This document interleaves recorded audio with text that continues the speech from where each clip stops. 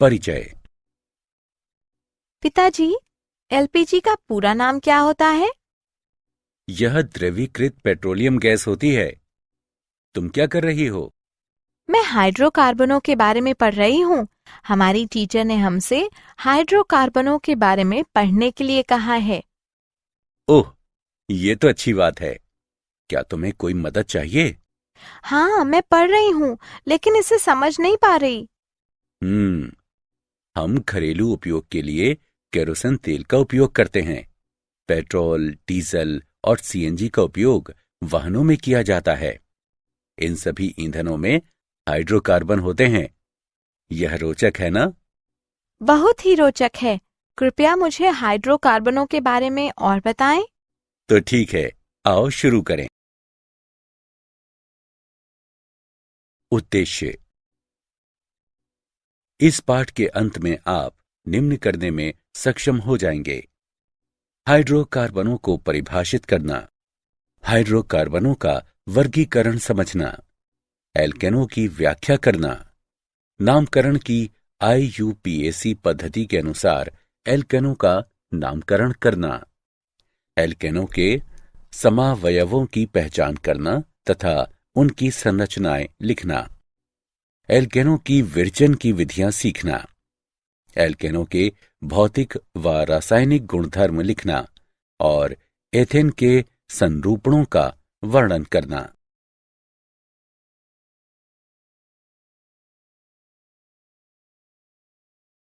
परिभाषा। पूरी तरह से कार्बन तथा हाइड्रोजन से बने हाइड्रोकार्बन कार्बनिक यौगिकों का सबसे महत्वपूर्ण समूह है। ये सरलतम संगठन वाले कार्बनिक यौगिक होते हैं और जनक पदार्थ माने जा सकते हैं, जिनसे अन्य सभी कार्बनिक यौगिक उत्पन्न किए जाते हैं। सुविधा के लिए हाइड्रोकार्बनों को दो मुख्य समूहों में बांटा जाता है: विवृत श्रृंखला तथा संवृत श्रृंखला। विवृत श्रृंखला वाले यौगिकों में एक से अधिक कार्बन परमाणु होते हैं। कार्बन परमाणु परस्पर जुड़कर एक विवृत श्रृंखला बनाते हैं। इस श्रृंखला में एक या अधिक पार्श्व शाखाएं हो सकती हैं। संवृत यौगिकों में कार्बन परमाणु एक या अधिक संवृत वलय बनाते हैं। संतृप्त तथा असंतृप्त यौगिकों में इन दोनों मुख्य समूहों के रासायनिक व्यवहार के अनुसार इन्हें आगे उपविभाजित किया जाता है।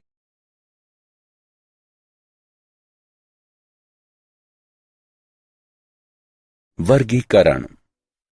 उपस्थित कार्बन कार्बन आबंधों की प्रकृति के आधार पर हाइड्रोकार्बनों को तीन मुख्य श्रेणियों में वर्गीकृत किया जा सकता है: संतृप्त, असंतृप्त तथा एरोमेटिक हाइड्रोकार्बन। संतृप्त का अर्थ है कि प्रत्येक कार्बन एकल सहसंयोजी आबंधों द्वारा चार अन्य परमाणुओं से बंधा होता है। कार्बन द्वारा आबंधित किए जाने से पूर्व हाइड्रोजन परमाणु प्रायः सभी उपलब्ध आबंध स्थितियां ग्रहण कर लेते हैं। असंतृप्त हाइड्रोकार्बनों में द्विआबंध या त्रिआबंध होते हैं, क्योंकि हाइड्रोजन परमाणुओं के संदर्भ में यौगिक असंतृप्त होता है।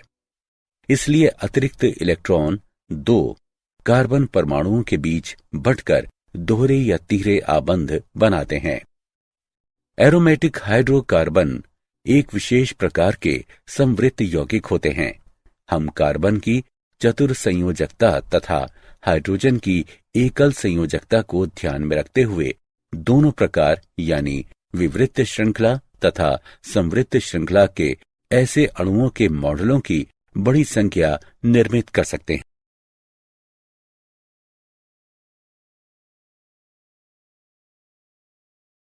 एल्केन ऐसे हाइड्रोकार्बन जिनमें केवल एकल आबंध होते हैं एल्केन कहलाते हैं। ये संतृप्त हाइड्रोकार्बन कहलाते हैं क्योंकि इनमें प्रत्येक संभव स्थान पर हाइड्रोजन होता है। इससे इन्हें एक सामान्य सूत्र CnH2n+2 प्राप्त होता है। प्रथम चार एल्केन मीथेन, एथेन, प्रोपेन और ब्यूटेन हैं, जो लेविस प्रतीकों के साथ दिखाए गए हैं। एल्किक समूह। एल्किक मूलतः एक एल्केन होता है जिससे इसके हाइड्रोजन परमाणुओं में से एक नहीं होता। उदाहरण के लिए, यदि मीथेन से एक हाइड्रोजन परमाणु हटा दिया जाए तो हमें मेथिल प्राप्त होता है। इसी प्रकार यदि एथेन से एक हाइड्रोजन हटा दिया जाए तो हमें एथिल प्राप्त होगा।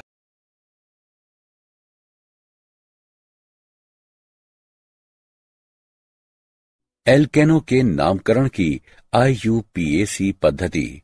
1. IUPAC यानी international union of pure and employed chemistry में अनेक देशों की राष्ट्रीय रसायन समितियों के रसायन वैज्ञानिक शामिल हैं। IUPAC की एक समिति the commission on nomenclature of organic chemistry ने कार्बनिक यौगिकों का नामकरण करने की एक पद्धति स्थापित की है। किसी यौगिक के नाम का अंतिम प्रतीक उस परिवार को इंगित करता है जिससे यह संबंधित होता है। सभी एल्केनों के अंत में ANE होता है। एल्केनों के नामकरण के IUPAC नियम। सभी एल्केनों तथा साइक्लो एल्केनों के नाम के अंत में ANE होता है। जनक श्रृंखला संरचना में कार्बनों की सबसे लंबी सतत श्रृंखला होती है। उदाहरण के लिए, शाखित श्रृंखला एल्केन को निम्न जनक से बना माना जाता है: CH3, CH2, CH2, CH2, CH2, CH3। बाएं से तीसरे C को CH3 के साथ H से प्रतिस्थापित करते हुए जनक श्रृंखला में श्रृंखला के किसी भी सिरे से संख्यांकित कार्बन परमाणु दो संभव संख्याओं में निम्नतर की प्रथम शाखा की अवस्थिति बताते हैं। दिए गए उदाहरण के लिए बाएं से दाएं सही दिशा है।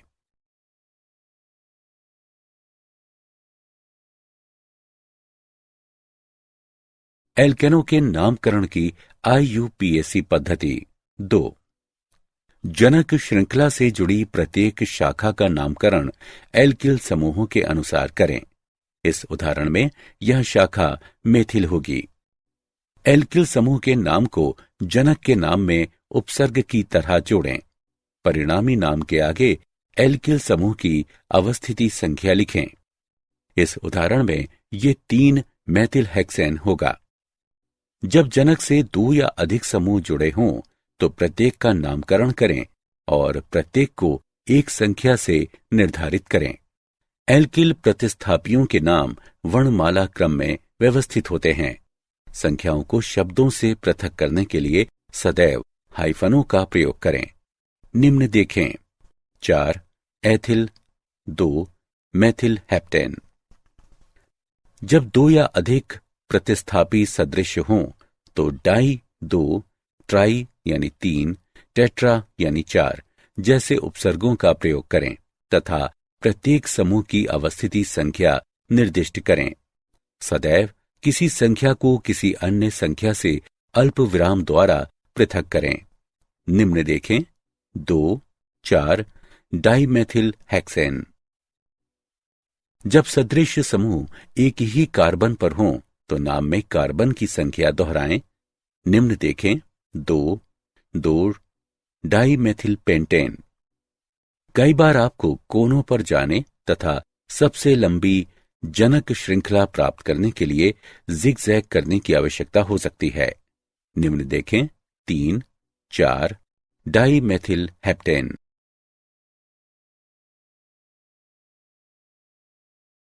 एल्केनों का विरचन। 1. विकारबॉक्सिलीकरण। विकारबॉक्सिलीकरण में COOH GP वाले अणुओं से CO2 को हटाया जाता है। सोडियम पोटेशियम के संतृप्त मोनोकार्बोक्सिलिक एसिड लवण को सोडा लाइम के साथ शुष्क आसवन करने पर एल्केन प्राप्त होता है। वुर्श अभिक्रिया। ईथर में एल्किल हैलाइड का विलयन सोडियम के साथ गर्म करने पर एल्केन देता है। एल्किल हैलाइडों के अपचयन द्वारा एल्किल हैलाइडों को जिंक तथा तनु हाइड्रोक्लोरिक अम्ल द्वारा अपचयन करने पर एल्केन प्राप्त होते हैं।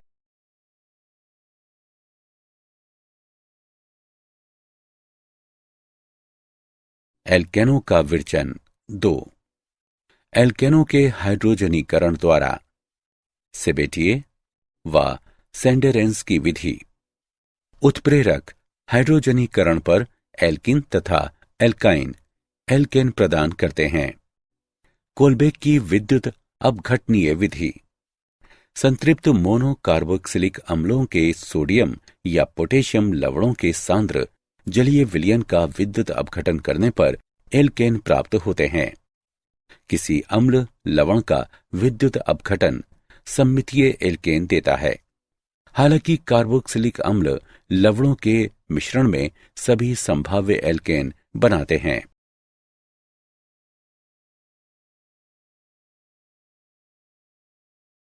एल्केन के भौतिक गुणधर्म।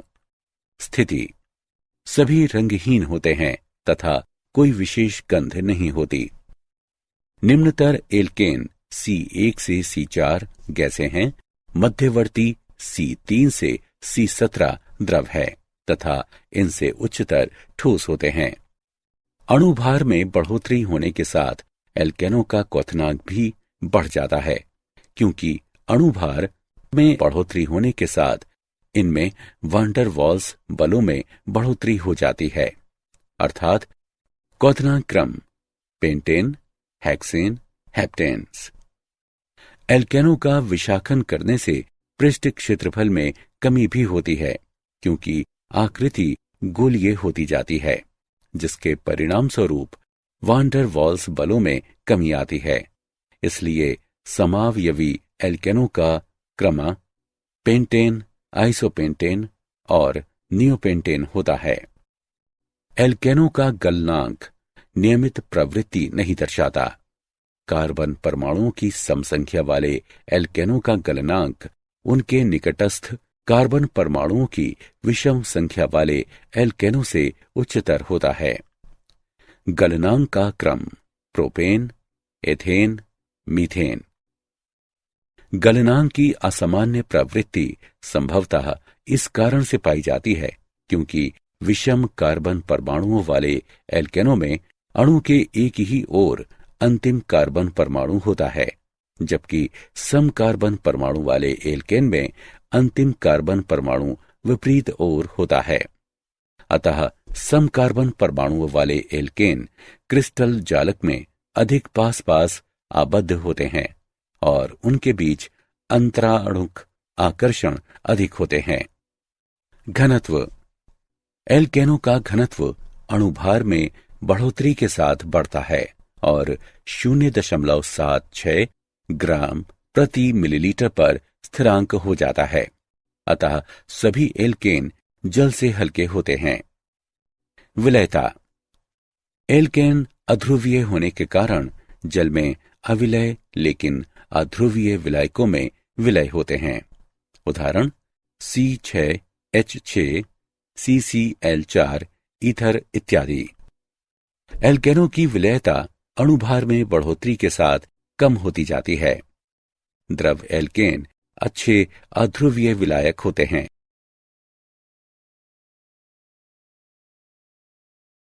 एल्केनों के रासायनिक गुणधर्म। 1. एल्केन उच्च स्थायी प्रकृति के साथ सामान्यतः निष्क्रिय पदार्थ होते हैं। इनकी निष्क्रियता को निम्नानुसार वर्णित किया जा सकता है। एल्केनों में सभी CC व CH आबंध मजबूत सिग्मा आबंध होते हैं और ये सामान्य दशाओं में अम्लों, क्षारकों, ऑक्सीकारकों से प्रभावित नहीं होते हैं। एल्केनों में CC पूर्णतः अध्रुवीय व CH दुर्बल ध्रुवीय आबंध C 2.6 व H 2.1 में अल्प वैद्युत ऋणात्मकता अंतर होने के कारण व्यवहारिक रूप से अध्रुवीय होते हैं। अतः ध्रुवीय प्रजातियां जैसे कि इलेक्ट्रोफाइल्स या न्यूक्लियोफाइल्स सामान्य दशाओं में इन आबंधों पर आक्रमण करने में अक्षम रहती हैं।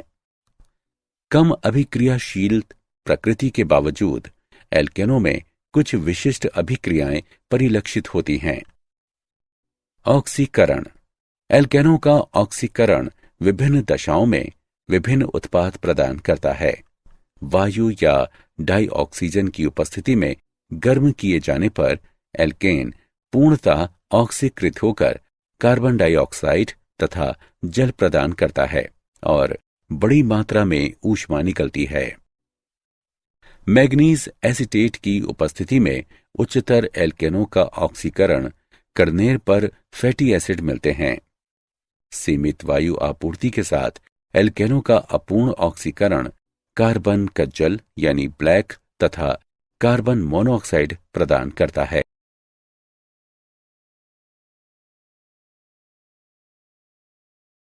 एल्केनों के रासायनिक गुणधर्म 2।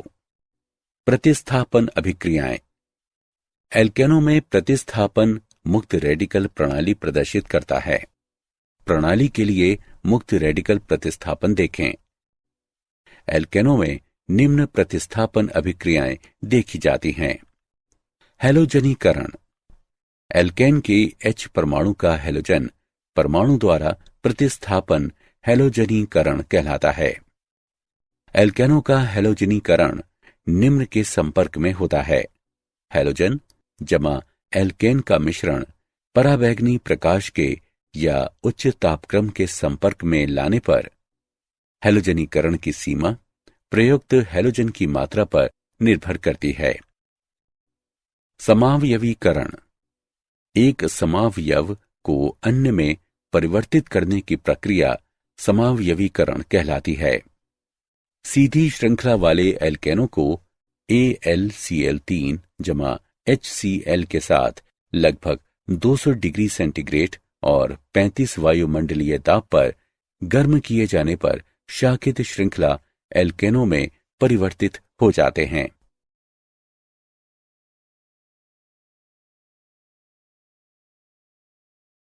एल्केनों के रासायनिक गुणधर्म 3।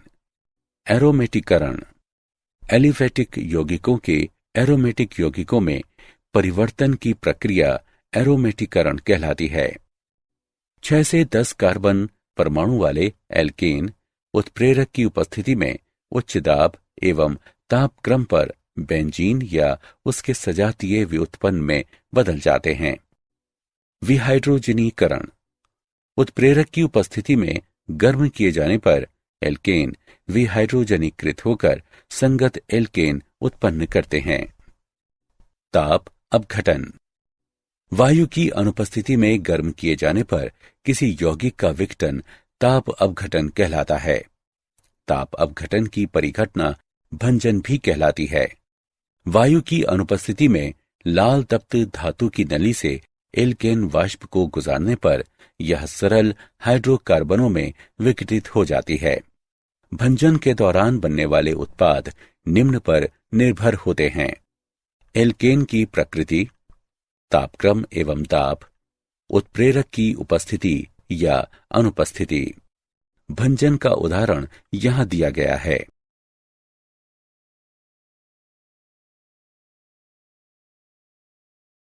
संरूपण। सिग्मा आबंधों के घूर्णन के कारण कोई अणु विभिन्न स्थानिक व्यवस्थाएं प्राप्त कर सकता है, वह संरूपण कहलाता है और इसलिए संरूपणीय समावयवी या संरूपक कहलाते हैं। इसलिए संरूपणीय समावयवी या संरूपक कहलाते हैं। इन घूर्णनों के दौरान परिवर्तित होने वाली ऊर्जा का अध्ययन संरूपणीय विश्लेषण कहलाता है। यह काफी महत्वपूर्ण है क्योंकि अणु की संरचना का आणविक गुणधर्मों पर विशेष प्रभाव पड़ता है, जिसमें किसी अभिक्रिया के परिणामों को प्रभावित करना भी शामिल है। यद्यपि ये विचार सरलतम प्रकार्यात्मक समूहों एल्केनों के लिए विकसित किए गए, लेकिन यही सिद्धांत विस्तृत करके अन्य प्रकार्यात्मक समूहों पर भी लागू किए जा सकते हैं। एल्केनों के लिए विभिन्न संरूपणों को डैश वेज नोटेशन द्वारा संरचनात्मक पर्सपेक्टिव चित्र में प्रदर्शित किया जा सकता है। न्यूमैन प्रक्षेप एक वैकल्पिक चित्रण है जिसमें 2 कार्बन परमाणुओं के समूहों की सापेक्षिक अभिमुखता दर्शाते हुए कार्बन कार्बन आबंध अक्ष देखते हुए अणु को सामने से देखा जाता है।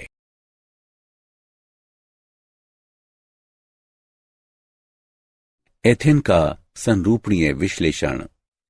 संरूपणीय विश्लेषण को कंकालीय संरचनाओं से पृथक तरीके से अणुओं के निरूपण द्वारा विशेष सहायता प्रदान की जाती है। अणु का इस प्रकार चित्रण, जिसमें परमाणुओं और आबंधों को उनके घूर्णन वाले अक्ष पर देखा जाता है, न्यूमैन प्रक्षेप कहलाता है। न्यूमैन प्रक्षेप में अणु को एक अक्ष पर देखा जाता है, जिसमें परस्पर आबंधित दो परमाणु व उनके बीच का आबंध होता है, जिस पर अणु घूर्णन कर सकता है।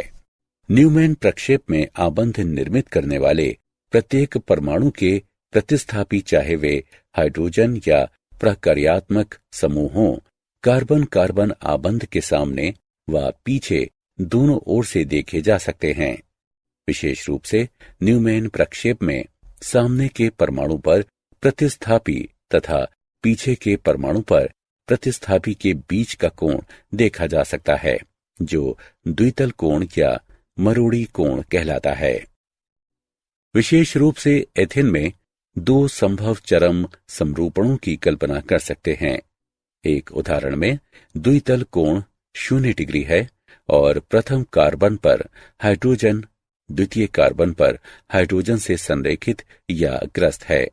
जब द्वितल कोण 0 डिग्री होता है और हाइड्रोजन आदर्श रूप में संरेखित होता है, तो एथेन का ग्रस्त संरूपण होता है।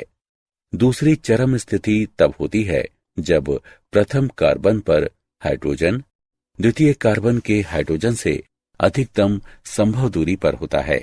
इससे 60 डिग्री का द्वितल कोण बनता है और ये सांतरित संरूपण कहलाता है। एथेन का सांतरित संरूपण ग्रस्त संरूपण की तुलना में 12.1 kJ/मोल अधिक स्थायी होता है। इस तरह एक मेथिल समूह अन्य के सापेक्ष 360 डिग्री पर घूमता है। यौगिक 3 अस्थायी ग्रस्त रूपों द्वारा 3 स्थायी सांतरित संरूपणों से गुजरता है। ये अवरोध इतना छोटा होता है कि 25 डिग्री पर यौगिक का संरूपण प्रति सेकंड में लगभग 500 लाख बार परिवर्तित होता है।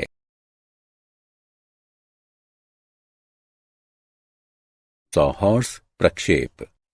सॉहॉर्स प्रक्षेप न्यूमैन प्रक्षेपों के लगभग समान होते हैं, लेकिन इनका उपयोग इसलिए अधिक किया जाता है क्योंकि कार्बन कार्बन आबंध जहां न्यूमैन प्रक्षेप में संकुचित होता है, वहीं सॉहॉर्स प्रक्षेप में ये पूरे विस्तार में दर्शाया जाता है। समुचित निर्मित किए जाने पर सॉहॉर्स प्रक्षेप दो अणुओं के बीच प्रतिबिंबीय या द्वित्रिविम यानी डायस्टीरियोमेरिक संबंध निर्धारित करने में अधिक उपयोगी हैं, क्योंकि दर्पण प्रतिबिंबीय या अतिव्यापी संबंध अधिक स्पष्ट होते हैं। न्यूमैन प्रक्षेपों की तरह सॉहॉर्स प्रक्षेप में अणु का दृश्य एक विशेष कार्बन कार्बन आबंध से देखा जाता है और आगे एवं पीछे के कार्बनों को जोड़ने वाले समूह 120 डिग्री कोणों पर तीलियों का उपयोग करके चित्रित किए जाते हैं। सॉहॉर्स प्रक्षेप इस प्रकार भी बनाए जा सकते हैं कि अग्र कार्बन पर समूह पश्च कार्बन पर समूहों के साथ सांतरित 60 डिग्री दूर या ग्रस्त सीधे अतिव्याप्त हों। एथेन के 2 सॉहॉर्स प्रक्षेप नीचे दिए गए हैं। बाईं ओर की संरचना सांतरित जबकि दाईं ओर की संरचना को ग्रस्त दिखाया गया है।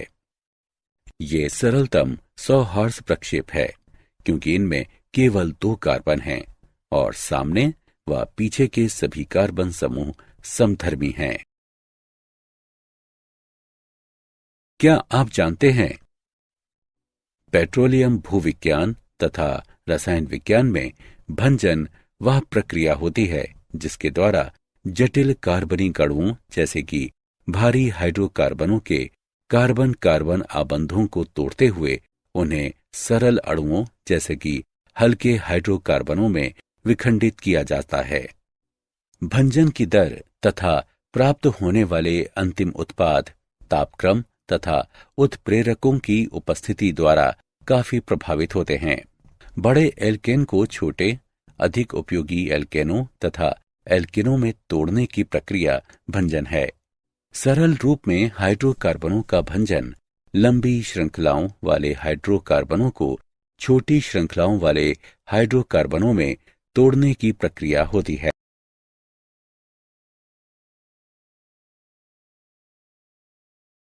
सारांश। आइए हमने जो कुछ सीखा है उसे संक्षेप में दोहराएं। हाइड्रोकार्बन ऐसे यौगिक हैं जिनमें केवल कार्बन और हाइड्रोजन होते हैं। हाइड्रोकार्बनों को मुख्यतः कोयले एवं पेट्रोलियम से प्राप्त किया जाता है, जो ऊर्जा के मुख्य स्रोत हैं। हाइड्रोकार्बनों को उनकी संरचना के अनुसार विवृत श्रृंखला वाले संतृप्त तथा असंतृप्त, संवृत्त और एरोमेटिक के रूप में वर्गीकृत किया जाता है। मुक्त रेडिकल प्रतिस्थापन, दहन, ऑक्सीकरण तथा एरोमेटीकरण एल्केनों की महत्वपूर्ण अभिक्रियाएं हैं। सीसी सिग्मा आबंधों पर मुक्त घूर्णन के कारण एल्केन संरूपणीय समावयवता प्रदर्शित करते हैं।